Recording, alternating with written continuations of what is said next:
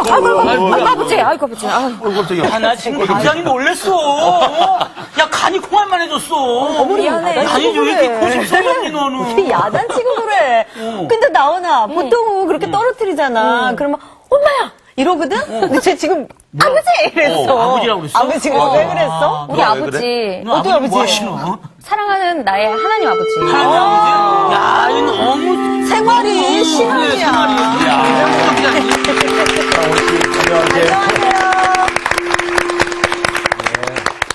하나님 아버지 하는 소리 들었어요. 네. 네. 사실 하나님 아버지하고 할 때 그 네. 아버지는 남성을 뜻하는 아버지는 아닙니다. 그렇죠. 네. 그렇죠. 어버이는? 어버이의 의미예요. 나중에 우리들이 한번 보게 될 텐데 어버이 하는 건 또 웃기잖아요. 어버이 하는 게 좀 우습죠. 하나님 관습적으로 하나님 아버지하고 말하지만 이것이 남성과 여성을 나누기 위해서 하는 말은 전혀 아니다. 네, 그렇게 이제 우리들이 이해를 하고 가야 되는데 하나님의 이름, 하나님 아버지 우리들이 이렇게 부르죠. 네. 하나님의 이름을 우리가 어떻게 부르고 있는지 오늘은 그 생각을 함께 나눠봐야 할 시간입니다. 오늘 수업 10계명 4강 너희는 주 너희 하나님의 이름을 함부로 부르지 못한다.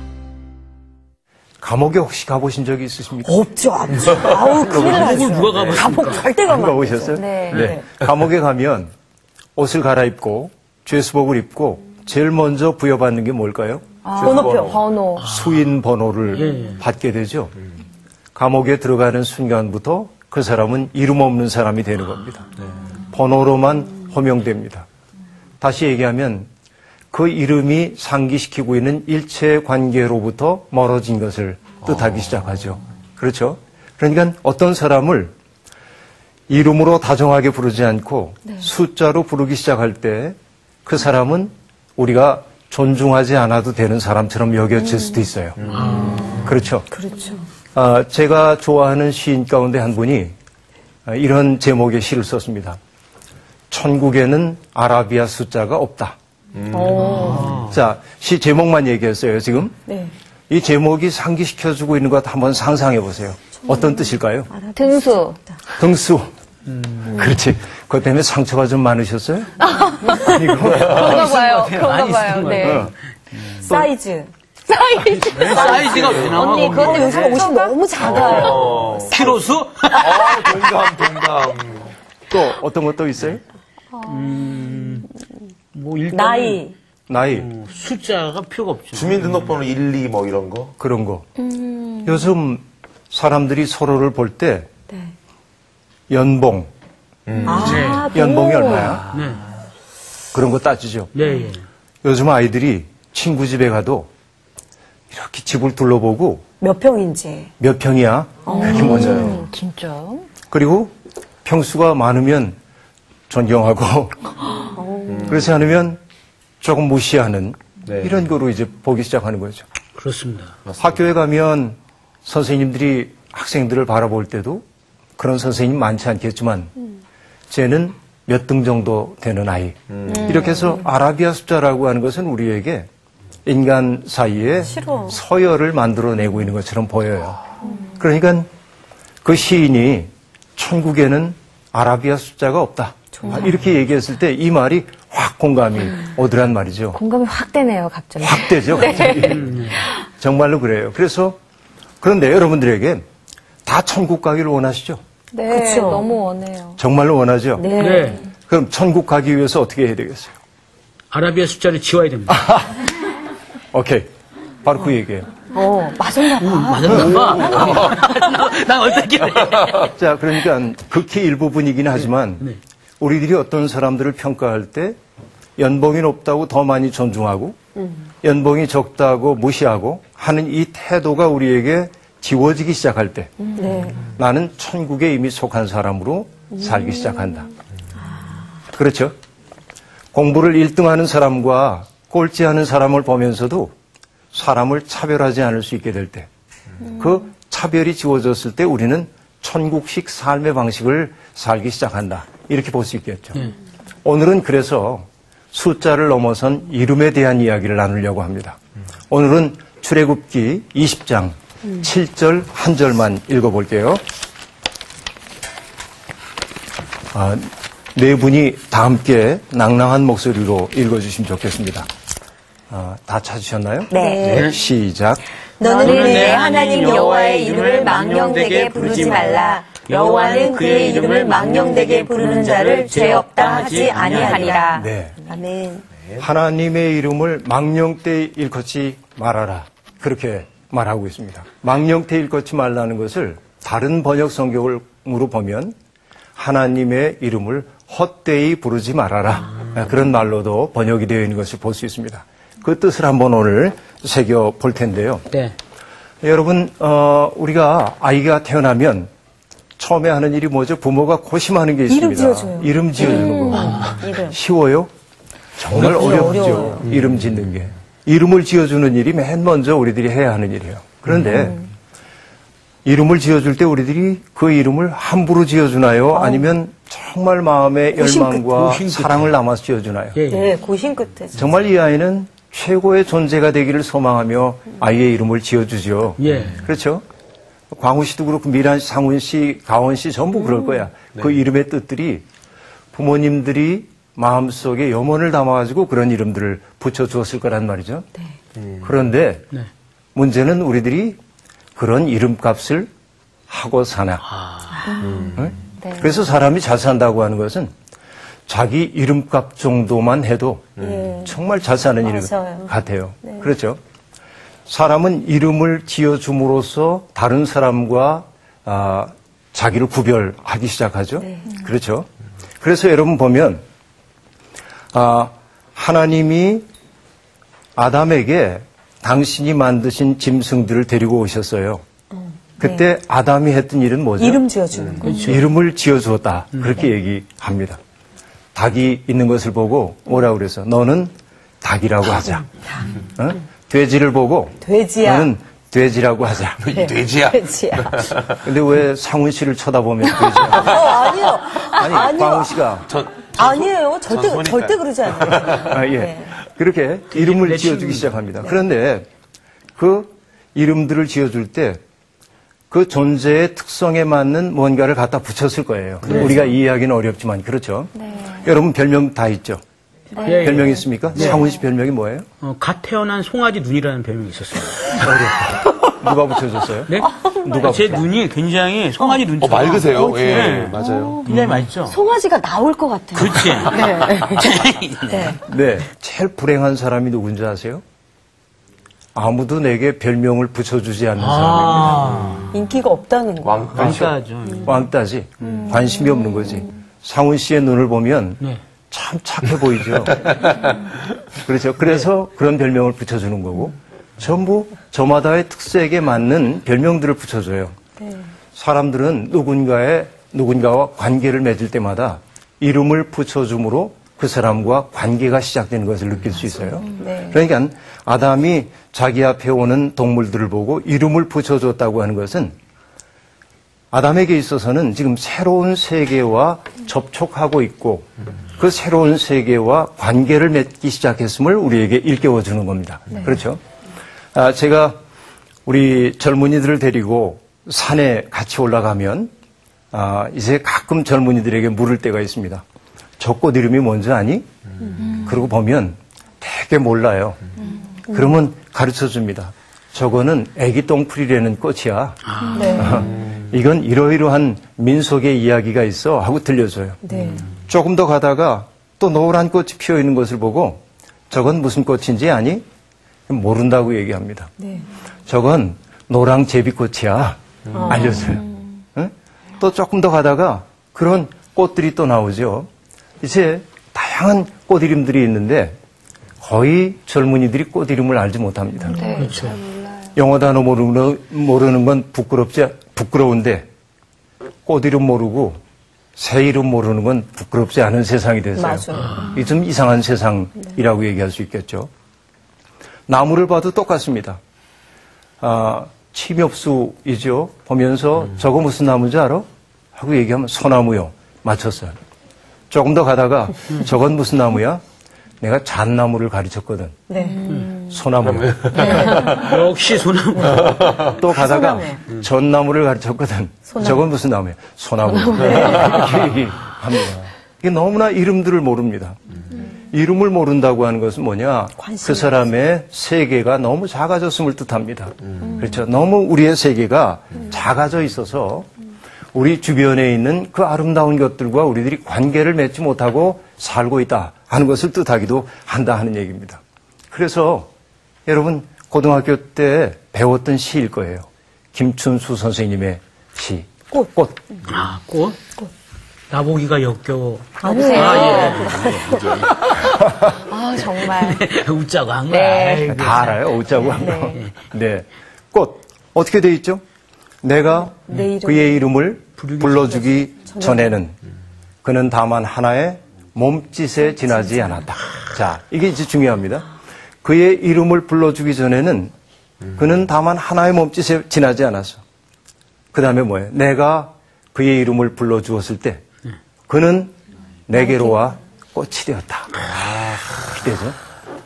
시인이죠. 선생님. 아니, 이거 김춘수 선생님의 시래니까요. 자, 내가 그의 이름을 호명하기 전에는 그는 다만 하나의 몸짓에 지나지 않아서 바람에 흔들리는 갈대처럼 몸짓입니다. 그런데 내가 다정하게 그의 이름을 불러주었더니 그는 나에게로 와서 꽃이 되었어. 실체로서의 꽃을 얘기하는 것이 아니고 어떤 뭡니까? 나와 관계가 형성되었음을 뜻하는 거죠. 그렇죠? 그래서 이 시인이 이런 소망을 가지고 있습니다. 내가 그의 이름을 불러준 것처럼 나의 이 빛깔과 향기에 맞는 누가 나의 이름을 불러다오. 응? 그리고 그 다음에 뭡니까? 그에게로 가서 나도 그의 꽃이 되고 싶다. 애정결핍인가? 애정결핍. 애정결핍이. 약간. 이 기가 막힌 시이죠. 네. 정말 우리가 살아가면서 누군가가 나의 이름을 나의 특성에 맞게 불러주기를 소망하죠. 그런데 우리가 너무 외로워. 그래서 나의 이름에 맞게, 나의 특색에 맞게 나의 이름을 호명해 줄 수 있는 사람들이 너무 없는 세상에 우리들이 살고 있다는 겁니다. 이름은 그 사람의 운명이자 상징이기도 합니다. 그렇죠? 그래서 우리는 성경에 나오는 다양한 사람들의 이름을 알고 있습니다. 아브라함이라고 하는 이름도 알고 있죠. 열국의 아버지라고 하는 뜻이에요. 사라라고 하는 이름도 알고 있습니다. 열국의 어머니, 그런 뜻이죠. 이름이 저마다 다 있습니다. 베드로는 어떤 뜻이죠? 베드로는 반석이라고 하는 뜻이죠. 반석이라고 하는 뜻입니다. 그러니까 베드로는 처음부터 베드로였던 것은 아닙니다. 그의 본래 이름은 뭐였죠? 시몬이었습니다. 그런데 예수님이 시몬을 보고 이렇게 말씀하셨습니다. 시몬아, 이제부터 나는 너를 게바라고 부르겠다. 게바는 번역하면 베드로라. 베드로는 반석이라는 뜻이라. 성경은 그렇게 얘기하고 있습니다. 여러분, 예수님이 베드로를 보면서, 시몬을 보면서 그 사람 속에 있는 가능성으로서의 베드로를 보완했고 그것을 호명해 주었어. 맞죠? 호명해 주자 베드로는 처음부터 베드로가 된 것이 아니고 예수라고 하는 학교에서 살면서 넘어지고 일어서기를 반복했지만 결국은 교회의 주춧돌이 되잖아요. 그렇죠. 그래서 여러분 이 말이 이제는 많이 유행하고 있는 말이긴 합니다만 마중물이라고 하는 말 들어보셨죠? 마중물. 예. 마중물. 네. 옛날에 수도가 없을 때 우리 펌프를 사용하거나 오물을 사용하잖아요. 그러면 펌프에 레바를 작동시키는데 패킹이 낡아가지고 물이 위에까지 올라와 있지 않고 쑥 빠져 있는 경우가 있습니다. 그러면 어떡하죠?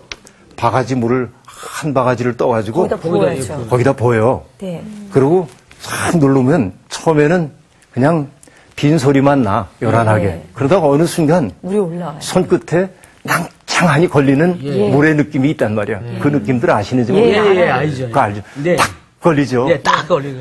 그리고 이렇게 누르면 이제 물이 지하에 있는 물들이 쏟아져 나오잖아요. 여기에 한 바가지를 집어넣는 이 물을 마중물이라고 그런단 말이에요. 참 아름다운 말이죠. 그러네요. 예수는 마중물이 된 사람이에요. 예수라고 하는 분은.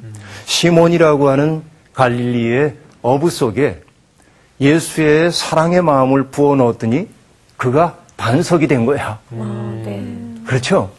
그러니까 예수와 만난다고 하는 것은 바로 그런 아름다움들이 있다고 볼 수 있겠죠. 저마다에게 주어져 있는 이름의 값들을 우리들이 하며 살아야 하는데 문제는 오늘 우리가 생각해 봐야 될 것이 하나님의 이름에 대한 이야기입니다. 하나님의 이름이 뭐죠? 야훼. 야훼, 네. 혹은 뭐 여호와. 여호와 여러 가지 이름으로 불리워지기도 합니다. 혹은 성경에서는 엘로힘 그렇게 하기도 해요. 우리말 성경에는 안 나옵니다. 엘로힘이라고 하는 말로 하나님을 표현하기도 합니다. 그런데 하나님의 이름을 함부로 부르면 안 돼. 내가 아주 어렸을 때인데 우리 아버지가 우리 형을 심부름을 시켰습니다. 구들이 무너졌는지 아버지께서 저 건너 마을 어느 댁에 가서 그 구들 좀 고쳐달라고 아저씨께 말하고 오너라. 아버지가 형한테 이러니까 형이 혼자 가기 싫으니까 어린 나를 꼬여가지고 아이고. 사탕 사준다고 그래서 먼 길을 걸어서 그 집까지 갔습니다. 길이 멀었지만 사탕 하나에 마음이 팔려서 저는 쫄래쫄래 거길 쫓아갔죠. 그런데 이제 옛날 그 쌀이 문이에요. 여기가 쌀이 울타리로 되어 있는 문이고 그냥 문을 열고 이렇게 들어갑니다. 옛날에 다 토담집 같은 집들이란 말이야, 시골에. 그래서 삐끗 문 열고. 소리도 안 나. 형이 이렇게 얘기했습니다. 제가 충청도 사람이거든요. 기슈. 기슈. 이슈. 예. 네. 그 인기척이 없다가 몇 번 형이 그렇게 얘기하자 문이 탁 열리고 네. 아저씨 한 분이 이렇게 밖을 내다보면서 넌 누구냐? 니슈? 그렇지. 넌 누구냐? 예. 그렇게 물었어요. 그러자 우리 형이 저희 아버지가요 우리 집에 오셔서 구들 좀 놔달래요. 그러자 네 아버지가 누구냐? 그렇게 물으셨어요. 예. 그래서 우리 형이 이렇게 대답했습니다. 제 아버님은 절골에 사는 김자, 준자, 환자 쓰시는 어른이십니다. 이렇게 대답해서. 네. 그거 기억해요. 아주 어릴 때인데. 네. 그때 내 속에 들어온 게 뭐냐면, 아버지의 이름을 함부로 부르면 안 되는구나. 그렇죠? 한자, 한자 따서 얘기하잖아요. 왜 그럴까요? 이름은 존재 그 자체라고 생각했기 때문에 그렇습니다. 그렇죠? 이름은 존재 그 자체야.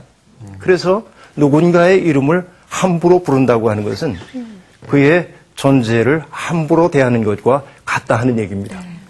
그러니까 하나님의 이름을 안다고 하는 것은 하나님의 성품, 하나님의 또 속성, 또 하나님의 여러 가지 품성들을 안다고 하는 것을 의미하겠죠. 그러니까 하나님의 이름을 우리들이 함부로 부를 수 없는 것이 그 품성과 속성에 맞게 불러야 합니다. 그래서 유다인들은 하나님의 이름을 발음하지 않았습니다. 성경책에 보면 우리 알파벳 문자로 얘기하자고 한다면 4개의 단어가 있는데 YHWH 해서 야훼라고 하는 말에서 모음을 뺀 거예요. 그 단어를 뭐라고 했냐면 신성사문자 그랬습니다. 감히 하나님의 이름을 발음하면 안 돼. 그러다 나중에 하나님의 이름을 발음 안 하니까 너무 힘들잖아. 그래서 주님을 뜻하는 아도나이라고 하는 말에서 모음을 따다가 모음을 붙여서 야훼 그렇게 발음하게 된 거예요. 이게 야훼라고 하는 이름, 우리가 발음하게 된 그 이름이라 하는 얘기입니다. 그런데 여러분, 지난 시간에도 얘기를 했지만 우리가 하나님에 대해서 다 알 수가 없죠. 네. 우리가 경험한 극히 일부분만을 우리들이 안다고 얘기하는 게 정직한 얘기이죠. 그래서 하나님은 어떤 분이다 하고 규정할 수가 없고 어떻게 할 수 있냐면 은유를 통해서 그분을 설명할 수밖에 없습니다. 그렇죠?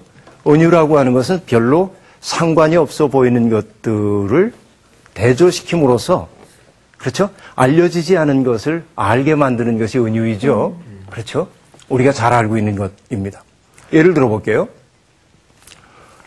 하나님은 나의 목자 이렇게 얘기했어요.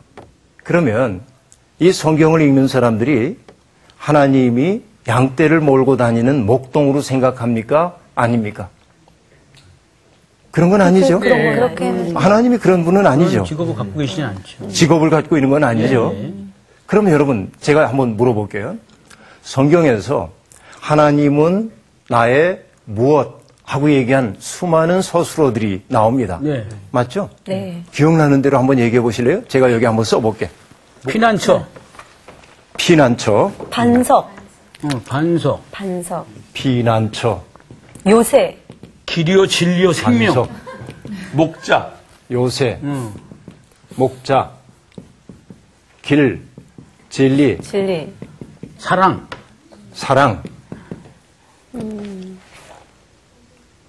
답니까? 여호와 이래. 여호와 이래. 여호와 예. 이래. 예. 빛도 있겠고, 많은 것들이 있을 겁니다. 친구, 뭐. 아, 친구일 수도 있고요. 예, 예. 성경에서. 자, 그러면 예. 이게 뭘 의미하는지를 한번 생각해 볼까요?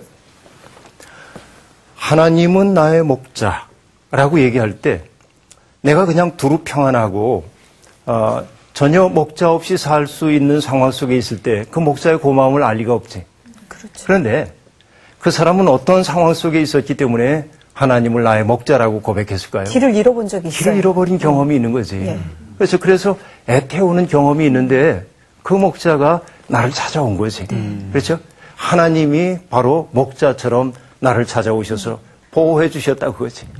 시편 23편에 보면 그래서 내가 사망의 음침한 골짜기를 거닐지라도 해받을 것을 두려워하지 않을 것은 주께서 나와 함께 하심이라. 그렇게 말한단 말이에요. 그렇죠?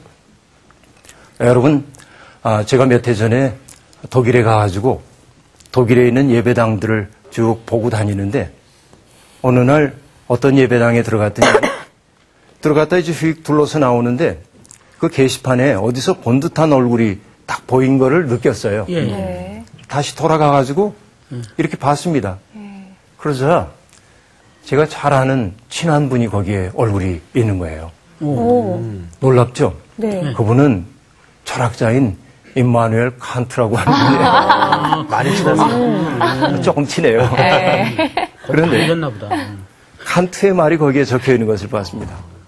나는 일평생을 살아가면서 많은 책들을 읽었고 많은 경험들을 했지만 내 인생에서 이 네 단어만큼 나를 지켜준 단어는 없다. 그리고 나온 말이 뭐냐면 독일 말인데 Du bist bei mir. 그렇게 돼 있어요. 알아요? 뭐냐면 주께서 나와 함께 하심이라. 이 말 한마디보다 더 자기를 지켜준 말이 없대. 그렇죠? 여러분, 여호와는 나의 목자신이라고 고백했던 그 성경을 읽을 때 그냥 딱 읽어치우지 말고 네. 이 사람은 도대체 어떤 인생의 경험이 있었길래 하나님을 목자라고 고백할 수밖에 없었을까? 이 상상을 한번 해봐야 합니다. 자, 여호와는 나의 피난처 그랬어요. 그럼 어떤 상황일까요? 미란 씨가 한번 상상해 보시죠. 피난처. 그러니까 어디에도 갈 곳이 없어요. 갈 곳이 없는데 하나님한테 갔을 때 진정으로 이제 뭐 아무것도 해치지 못하고 안전한 곳에서 있는 것 같은 거. 그렇게 말이 안 되냐. 네네. 그런 거. 세상에 사방이 적으로 외워싸여 있는 것 같고 나를 지켜줄 수 있는 사람은 아무도 없는데 갑자기 하나님께서 나를 품에 안고 피난처처럼 나를 안온하게 지켜주시는 것을 경험했을 때 여호와는 나의 피난처. 여러분 이게 굉장한 고백들이잖아요. 네. 그렇죠? 여호와는 나의 빛 그랬어요. 예, 광우 씨. 예. 어떤 경험이 여호와를 빛이라고 얘기했을까요? 뭔가 이렇게 스스로 어둡다라고 느껴지고 이렇게 뭔가 슬프고 외로운 시간들이 많았는데 나를 행복으로 희망으로 인도하신 그 하나님 만났을 때 빛이라고 생각하지 않았을까요? 그렇죠. 절망의 어둠 속에 유폐된 것처럼 느껴지고 네.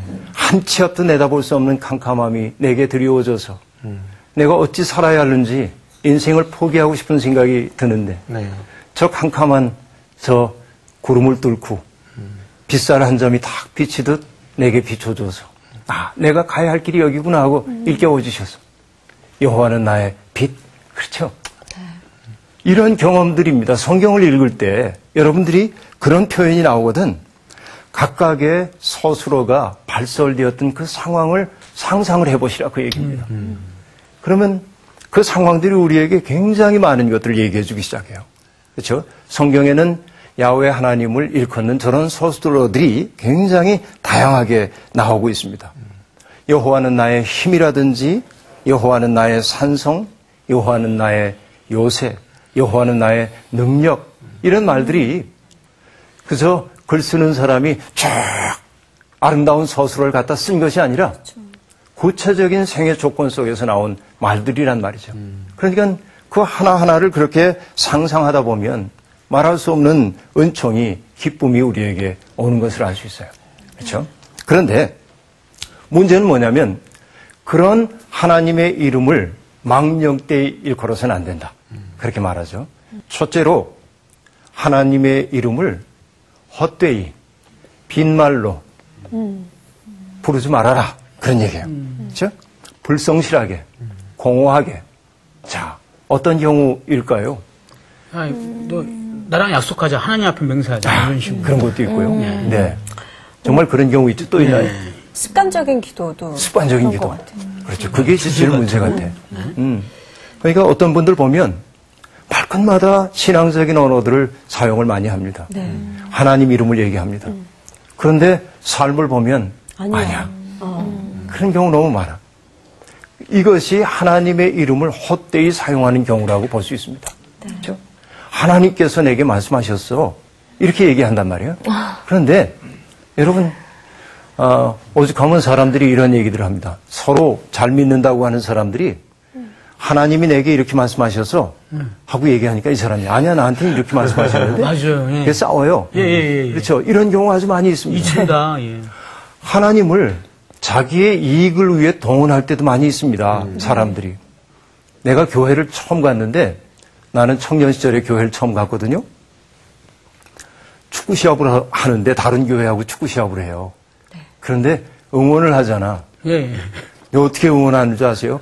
예수 이름으로, 예수 이름으로 승리를 얻겠네. 그렇죠? 그건 괜찮아. 2절. 예수 이름으로, 예수 이름으로. 마귀는 좀. 마귀는 쫓기는. 저 팀은 마귀. 하나님 앞에 기도합니다. 우리 팀 이기게 해달라고. 저쪽 팀도 기도합니다. 우리 팀이 이기게 해달라고. 그럼 하나님은 어떻게 하실까요? 아예 그냥 안 보시고 가실 것 같아요. 더 열심히 하고 실력 있는 팀이 이기게 해주실 것 같아요. 아, 그래요? 이기게 해주신다기보다는 너희들이 알아서 해. 그럴 것 같아요. 그러실는지 모르겠어요. 그죠? 너희들이 알아서 해. 어느 농담이 있습니다. 미식축구를 보면 공격 전문 선수들이 있고 수비 전문 선수들이 있잖아요. 그러니까 미식축구 팀이 목사님을 불러가지고 목사님 기도해 주십시오. 그러자 수비 전문 목사님이 필요합니까? 공격 전문 목사님이 필요합니까? 그럴 때 이게 다 농담이긴 하지만 하나님이라고 하는 이름이 너무나 많이 남용되고 있는 것이 오늘의 교계의 현실입니다. 여러분 아주 여러 해 전에 우리 교회에 연세가 많으신 목사님이 계셨어요. 지금은 세상을 떠나셨습니다마는 그 목사님이 은퇴하신 지 오래됐는데 어느 해에 어버이 주일날 목사님께 축도를 부탁을 했습니다. 목사님 축도해 주세요. 그래서 연세가 90에 가까우신 목사님이 정말 오래간만에 강대상에 올라오셨어요. 축도를 하기 위해. 그리고 이 노인 목사님이 두 손을 이렇게 드시고 그리고 한참 말씀을 못 하십니다. 그러다 마침내 한마디가 터져 나왔어요. 아버지. 그 떨리는 그 음성이 내 마음속에 깊은 울림이 됐는데 목사님이 그 다음에 말씀을 또 못 하셔. 아버지. 또 그러셨어. 왜냐하면 이분에게 너무나 가슴 벅찬 거야. 자기가 살아온 지금까지의 인생을 다 주마등처럼 떠오르면서 그분을 아버지라고 부를 수밖에 없는 이 노인의, 고심 노인의 철저한 마음이 아버지라고 하는 그 말 한마디 속에 담겨 있더란 말이죠. 마음속에 큰 감동이 있었고요. 우리 교우들 모두 깊은 은혜를 받았어요. 내가 설교를 하며 은혜를 받은 것 이상으로 아버지 했던 그 목사님의 음성으로 은혜를 받았고 나는 지금도 내가 종교적인 언어를 함부로 사용한다고 느낄 때마다 그 목사님이 아버지 하셨던 그때의 그 날들을 기억하지 않을 수가 없어요. 정말로 이것이 우리에게 소중한 일이라고 생각하는데요. 그런데 여러분, 예수님도 똑같은 교훈을 우리에게 주셨습니다. 여러분 성경 한번 찾아볼까요? 마태복음 7장 21절입니다. 미란 씨가 좀 읽어주세요. 나더러 주여 주여 하는 자마다 다 천국에 들어갈 것이 아니요 다만 하늘에 계신 내 아버지의 뜻대로 행하는 자라야 들어가리라. 네. 아멘. 여기서 참 중요한 얘기가 여기에 주어져 있습니다. 나더러 주여 주여 하는 자마다 다 천국에 들어가는 게 아니야. 그렇죠? 그분의 이름을 부른다고 해가지고 천국에 들어가는 건 아니고 하늘에 계신 내 아버지의 뜻대로 행하는 자라야 천국에 들어갈 수 있다. 네. 자, 어떻게 보면 하나님의 뜻대로 살지 않으면서 그분을 나의 이익을 위해 동원하게 될 때 그것은 아버지의 이름을 도용한 것이라고도 얘기할 수 있겠죠. 네. 하나님의 이름을 망령되이 일컫지 말라고 하는 말은 하나님의 이름을 이렇게 헛되이 뜻없이 불성실하게 갖다 사용해서는 안 된다 하는 얘기입니다. 네. 하나님의 이름을 망령되이 일컫는 또 다른 것이 하나 있습니다. 어떤 걸까요? 자기의 이기적인 이익을 위해서 하나님을 동원하는 것입니다. 그렇죠? 동원하는 거예요.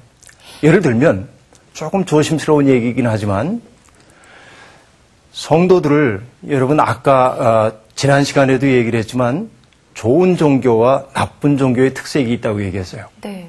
좋은 종교는 뭐 하는 거였죠? 사람들을 얽매이고 그리고 가둬뒀던 것에서부터 자꾸 가둬두는 게 나쁜 종교라고 한다면 좋은 종교는 자유롭게. 사람들을 풀어주어서 자유롭게 해주는 거예요. 그렇죠? 네. 그래서 예수님이 죽었던 나사로를 살리셨을 때도 그를 풀어주어 가게 하라 그러잖아요. 네. 이게 종교의 핵심이야. 부활신앙이라고 하는 것은 거기에 있어. 풀어주어 가게 하라 말이지. 자유로워져야 돼. 그렇잖아요? 네. 그런데 너무나 많은 사람들이 신앙생활을 한다고 하면서도 두려움에 딱 사로잡혀 있는 경우가 많이 있습니다. 그런 경우를 봐요. 일부 잘못된 목사님들이 사람들 속에 이렇게 하지 않으면 하나님이 벌을 내리실 거라고 끊임없이 얘기하는 경우도 있는 겁니다. 하나님의 말씀에 대해서 해석할 수 있는 능력이 내게만 있다고 주장하는 분들도 더러 있습니다. 네. 여러분 성경에 보면 여러분 이 성경이 우리의 손에 다가오기까지는 너무나 많은 사람들의 희생이 있었습니다. 그렇죠? 예.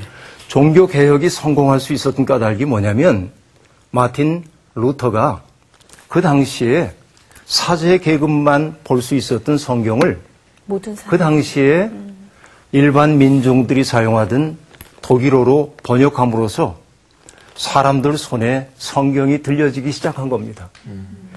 성경에 대한 독점권이 깨졌습니다. 그렇죠. 모든 사람이 하나님 앞에서 만인 제사장입니다. 네. 하나님 앞에서 말씀을 해석할 수 있는 능력이 각자에게 주어져 있는 겁니다. 물론 차이는 있죠. 목사는 전문적인 훈련을 받은 사람이죠. 그리고 그것이 자신이 해야 할 일이기 때문에 끊임없이 공부하는 사람이에요. 그러나 성도들이 그렇다고 해서 말씀 해석에 아무런 권위도 없는 것은 절대로 아닙니다. 여러분 남아메리카, 남미 대륙에서는 7, 80년대만 하더라도 신부님들의 수가 너무 적었어요. 그래서 사제가 없는 성당들이 많이 있습니다. 그런데 거기에서 성경 공부를 하는데 신자들이 공부를 하는데 문맹률이 높아요. 네. 거기에. 그러니까 사람들이 쭉 둘러앉아가지고 글자를 아는 사람이 글을 읽습니다. 성경을. 그러고 나면 사람들이 돌아가면서 그 성경을 들은 느낌을 얘기하기 시작합니다. 예를 들면 이런 거예요. 예수님의 어머니 마리아가 마리아의 찬가라고 하는 것이 나오잖아요. 그렇죠? 주께서 들인 자를 배불리 먹게 하시고, 그렇죠? 옥에 갇힌 자 풀어주시고 하는 이런 얘기들이 쭉 나오고 있는데 그 얘기를 다 듣고 나서 이 한 사람이 이렇게 얘기하는 겁니다. 그동안 우리가 생각해왔던 마리아는 고운 손가락에 옥반지를 끼고 고운 비단 옷을 입고 그렇게 사신 분처럼 생각됐는데 오늘 성경에 나온 이 마리아의 모습을 보니까 우리처럼 굶주리기도 하고 힘 있는 사람들에게 억눌려서 억울한 것도 경험하고 그렇게 생각하다 보니까 우리처럼 손가락 마디에 마디도 굵고 또 노동을 하다 보니까 얼굴도 시커멓게 되고 그런 분처럼 느껴져요. 그러니까 이분이 멀리 있는 분처럼 느껴지지 않고 가까이 있는 분처럼 느껴져요. 그 성경에서 어떻습니까? 옳은 얘기 아닙니까? 네. 실제로? 그렇죠. 이런 성경 해석들을 해냈단 말이죠.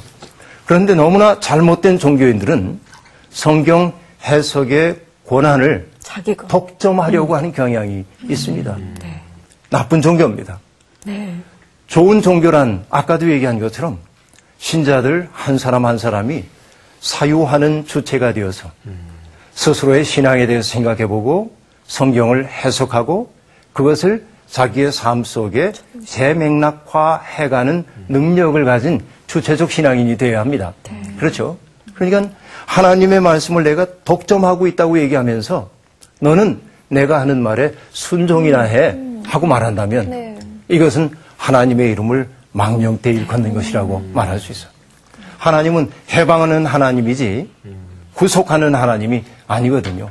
하나님은 우리가 생각할 수 있는 자유로운 주체가 되기를 원하신다 하는 얘기예요. 이게 이제 굉장히 중요한 거라고 저는 생각해요.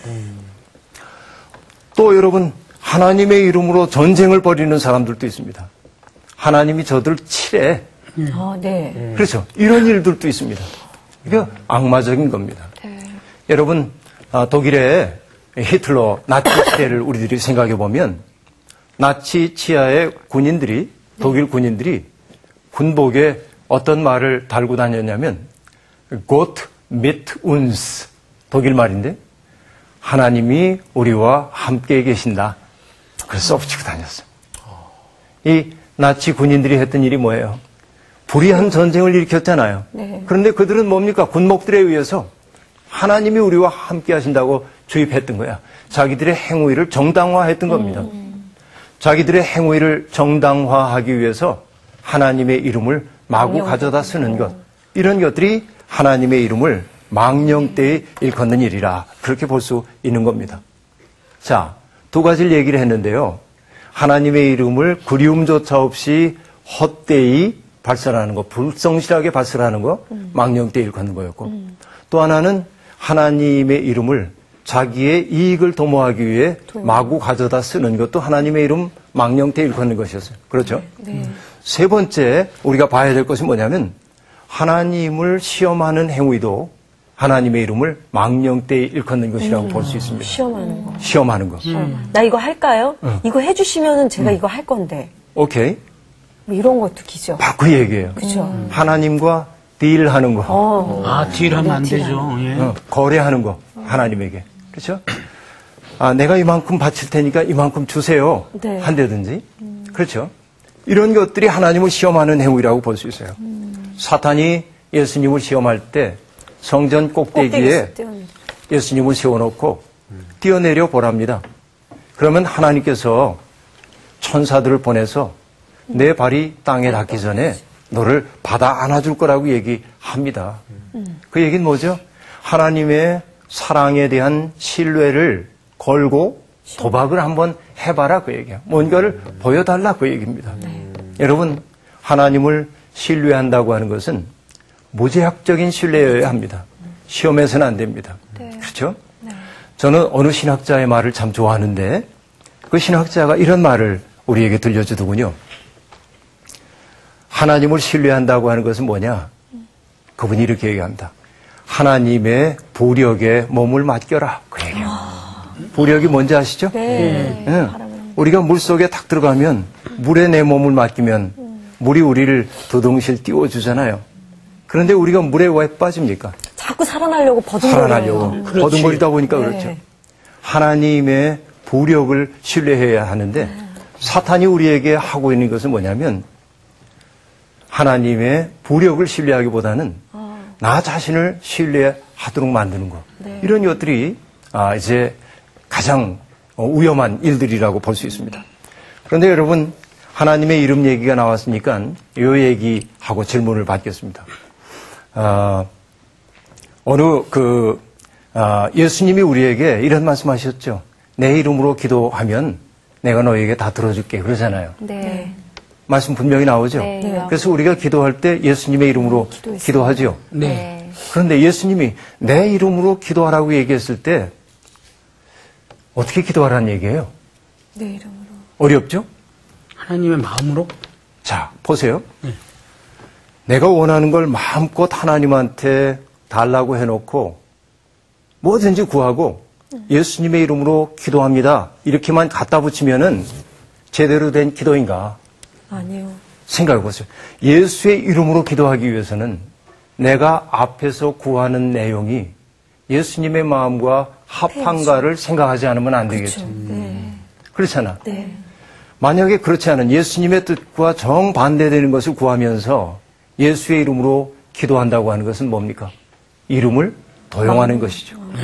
그래서 우리가 예수의 이름으로 기도한다고 하는 것은 정말 아름다운 일이에요. 그런데 그러기 위해서는 우리의 구함이 그분의 마음과 일치를 이루었는가를 생각해야 돼. 자, 하나님의 이름을 망령 때 일컫지 말라는 말 오늘 함께 배웠는데 질문이 있으면 하시죠. 그리고 왜 기도하라든가 기도를 할 때 진짜 제일 많이 쓰는 말이 예수님의 이름으로 기도했습니다라는 걸 제일 많이 하잖아요. 근데 이거를 진짜 함부로 우리 기도가 너무 한 게 종교적인 아니고, 게 있는 것 같아요. 정말 우리의 주술적인 기도가 되는 게 아니라 하나님의 마음으로 기도할 수 있는. 그러니까 예수의 마음과 일치를 이룬 상태 가운데서 우리가 하나님께 구하는 것은 하나님이 다 들어주신다. 네. 그렇잖아요. 내용망이 아니라. 그렇죠. 그렇죠. 마음의 일치. 예. 그렇죠? 예. 그래서 그렇게 기도가 음. 많이 안 나왔나 봐요. 그래서. 맞아요. 그것도 있어요. 그래서 기도한다고 하는 것은 하나님의 마음과 내 마음을 조율하는 과정입니다. 조율하고 나면 예수님처럼 우리 말할 수 있죠. 아버지가 내 안에, 내가 아버지 안에. 그렇죠? 이 지경까지 가는 게 아마 신앙의 순례 여정이 아닐까 싶어요.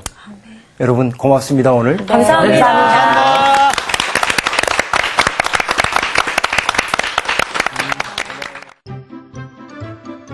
이번 주 퀴즈입니다. 사람들은 하늘에 닿을 만큼 높은 바벨탑을 쌓아 하나님과 같아지려 했습니다. 그렇다면 이 바벨탑에서 바벨의 뜻은 무엇일까요? 1번 탑, 2번 언어, 3번 교만, 4번 혼란. 정답을 아시는 분은 CBS 성사학당 홈페이지 www.cbs.co.kr/하시고 스쿨에 정답을 올려주시거나 우편으로 보내주시면 됩니다. 보내실 곳은 서울특별시 양천구 목동서로 159-1번지 CBS TV 성사학당 담당자 앞입니다. 성경 계신 10분에게는 대양성소공회에서 제공하는 성경, 로고스 미더에서 제공하는 카드 전자성경, 신의인 송태근 이영재 목사의 책 가운데 하나를 드립니다. 아라비아 숫자가 없다. 아라비아 숫자라고 하는 것은 우리에게 인간 사이에 서열을 만들어내고 있는 것처럼 보여요. 확 공감이 오더란 말이죠. 공감이 확 되네요, 갑자기. 확 되죠, 갑자기. 정말로 그래요. 기슈. 예, 주께서 나와 함께 하심이라. 하나님의 보력에 몸을 맡겨라. 그 얘기예요. About the love of Jesus.